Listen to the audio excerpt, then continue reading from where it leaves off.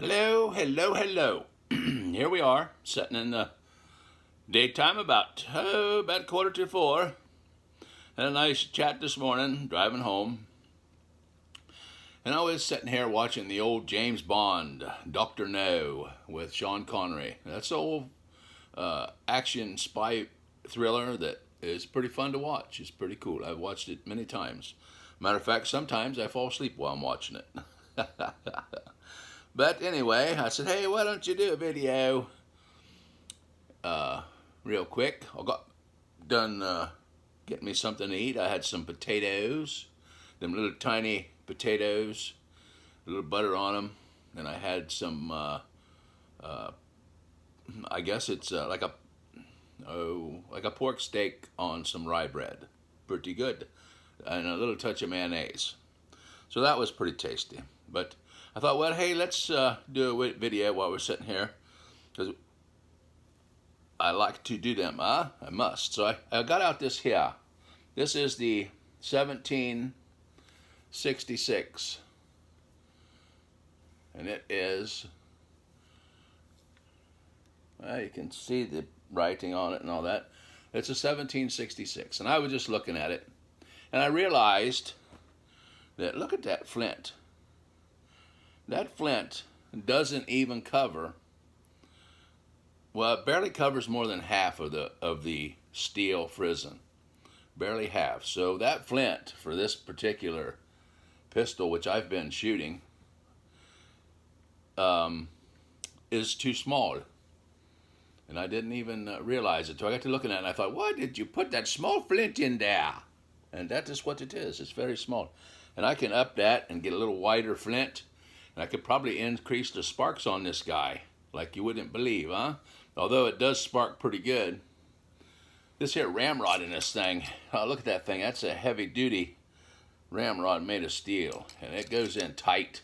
You push it in there all the way, you'll have to figure out how to get it out. Have to get one of them lid grippers and grab it and just turn it back and forth and wiggle it out of there because it's really stuck. You won't have to worry about it falling out on you. Handy dandy belt clip. I'm going to take and I like to get me a piece of iron rod or steel rod, stainless steel, and see if I can't make this belt clip myself. I'm going to try it because if I can make one and it looks as good as this one, I'm going to put these on all the rest of my pistols. So I want to do that. But it's got the little holding spring right there, and this part here I put that down and I take and bump it with a rubber mallet to get the end off. Now when I took it off the first time, I got a nasty, I don't know if you can see it, a nasty scratch right in here on the wood, and it looked terrible because it's new scratch. So I took some, I think some dark marker like a Sharpie or something, and just colored it in, and so it's not noticeable. But it is there. There's a big scratch right there. This guy here coming off scratched it. That's why I hate thinking about taking the barrel bands off of some of them muskets, because I'm like, oh man, it's going to mess up the finish and stuff, because they look really nice. But if you're going to shoot them and play with them and everything, and especially if they get wet, eventually you're going to need to take the barrel off. So in this one here, this cap comes off, and then this here tang screw comes out and the barrel's off of there. But first of all, you'll have to take off the belt clip, and then these two screws there, and then the lock will come out. But it's a very nice piece. It's a little, it's heavy. I don't know if it weighs 3.5 pounds or so, maybe 4. I don't know. I was going to get some scales and weigh them. I never do it. It's like, why don't you weigh them? Then you'd know, wouldn't you? I would know then, right? So what have you been up to? Anything fun, exciting? I know I've seen some comments and stuff from some of the folks that are acquiring a few of these. They just can't live without them now. They're like, I gotta get me one.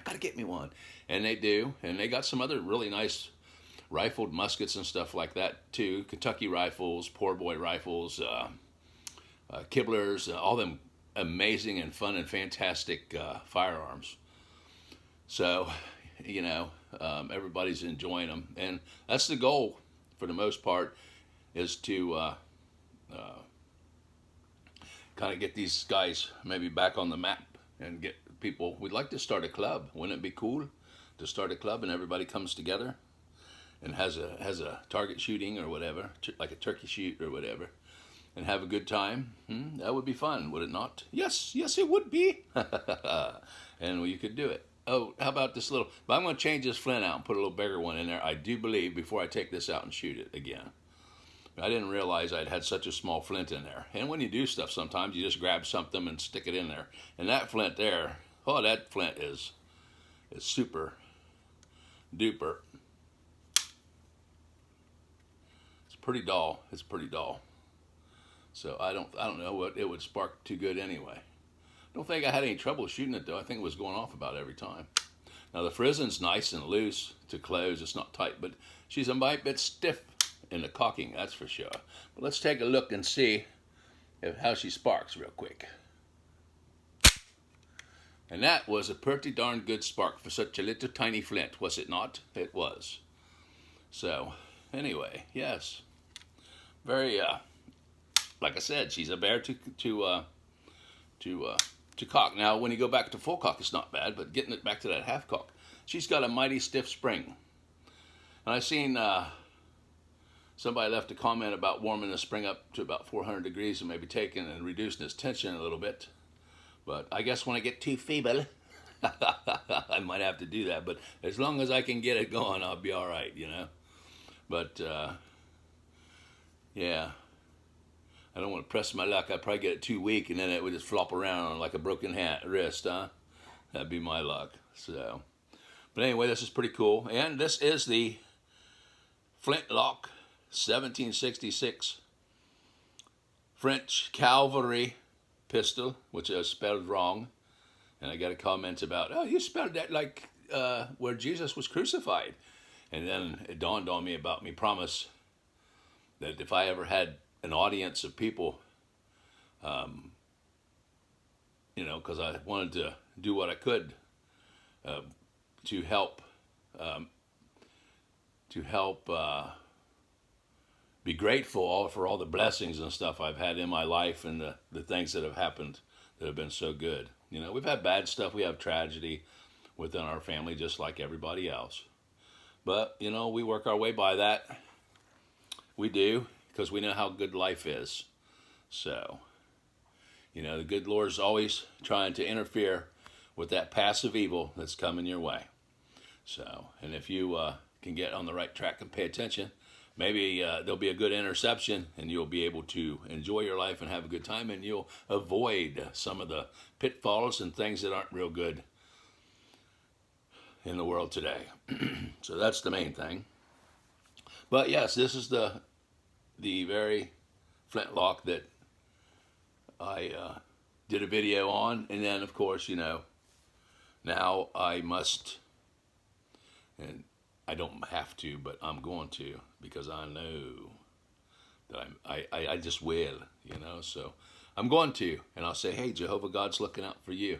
He's blessing you. He's going to give you all kinds of blessings and take care of you. You just have to look up to him and be humble and grateful, and you'll be taken care of. Now, they like to put a spin on stuff and twist it around. So if you're familiar with one of the big twists, the biggest twist I ever seen in the whole thing is a theory they call The Secret. So if you've checked that out and you know what that is, yeah, it's a spin-off to where it's really supposed to be, taking attention away. Because, you know, in the good Lord scriptures, you know, they changed the words in it, to my understanding, that they took out close to 7,000 times the name of Jehovah. They removed it, they put in Lord, and they put in God. So why did they do that, Mr. Ed? Well, this is my understanding. The reason they did that is because they wanted to be up on the pedestal. They want you to call them Lord. They want you to call them God. The government is your God, and the servants of the government are your lords, right? And they could compare themselves to the scriptures in the Bible. And the Lord said, well, is that Lord Wellington? Or is that Lord another Cornwell, Lord Cornwell? You know what I mean? That's what they're looking at. And they could use that. And, you know, I am the emperor, I am the god of this country, you know, stuff like that. That's what they're doing. It's titles is what it is. So it's a title. So I go and I said, hey, I'm not saying anything about titles because they can be, you know, misrepresented. So let's say we'll put that name right back into that Bible. So when we read it, and Jehovah said. So there you go. And it was Jehovah that blessed the people. So I put that right back in there for myself because I know. And I know who it's getting directed to. So that's when I say a prayer and ask for some blessings. I'm like, Jehovah God, our Father, who is in heaven. Holy and glorified be thy name. Thy kingdom come, thy will be done on earth as it is in heaven. And, you know, you can be grateful for your meals and everything that you have and the opportunity, the ability, and hopefully the good health to be able to achieve that stuff. So, but this is what started all that. Because this was just going to be like, I was like, I'm just going to do a Flintlock channel. I didn't know what I was getting these for, apparently. Apparently I'm helping take care of children of India and a whole lot of other stuff. So, but hey, that's the way it is. So we're having good times, right? Good times. Oh, got to me coffee. I've been drinking some coffee. So I don't know what you've been up to, but hopefully it's been something fun and exciting. I hope you're having a good time. I hope you're not letting anybody get under your skin and irritate you. I don't know why people like to do that, but they do. They like to get under your skin and irritate you. That's what they like to do. Irritate you. Why would they do that, Mr. Ed? Well, I don't know. I guess they're bored or they're jealous of your good fortune, huh? And that kind of stuff, jealousy of your good fortune, putting other people down, talking behind their back, gossip, all that kind of stuff is all works of evil. Yep, it surely is. So you don't want to get tied up in that. We all have our things about liking fantasies and stuff like that. Dressing up, playing around, goofing off, you know. And I'll be honest with you, my hair is like poof when when I haven't taken and styled it or anything. So I thought, man, I got to do something with my hair. I either got to cut it off or I've got to do something with it. So I went and styled it a wee bit. Got me old ponytail back here. It's a smaller one. And then I curled the two things and I put on me tricorn. And then I thought, you know what? I'm going to put my ugly face on the video, eh? So that's what I decided to do. Been having a cold. Everybody's been sick, catching colds. I guess I was just clearing up from the one I got back in November. So I've pretty much been carrying a cold messing with me for probably half of November, December, January, and part of February, or first part of February, and I started clearing up pretty good. And then I'll be darned if I didn't turn around and get around some folks that weren't doing so well, a little bit ill, and I became ill too. So let's take this guy and spark it one more time. This flint's really not really the old greatest flint in the world. I mean, it might hurt when it hits you, but I wouldn't worry about cutting myself on it. You might get blood if it hits you, but I'm going to think maybe not. But it's going to hurt. It might give you blood. It almost is covered in leather and don't even hardly stick out enough. So you can see how teeny weeny that is. Just a little tiny thing. I can't believe that I selected that because it's not covering the whole frizzen. All right, full cock, bring her down. I was going to take this out and shoot it, but I didn't do it. Why didn't you do it, Mr. Ed? I didn't know. Why I didn't do it? I just didn't. Oh, my. You know, and it's like, I need to change it. It's a smaller flint. I need a bigger one. The way that doll thing sparks, and I do mean it's doll. I don't know why I would want to change it, right? Why would you? Seems to do a fantastic job. Yeah, it does do that, doesn't it? All right, well, hey. Hopefully I'll get out and do something. It's a really, really warm day. Unseasonably warm, I would imagine. Since all them Canadian wildfires and stuff went off and everything, they've heated up the atmosphere pretty good. Trying to convince you of global warming. Oh, we can fix the world. We can fix global warming. You will be happy. You will have nothing, and you will eat crickets and bugs. Yeah.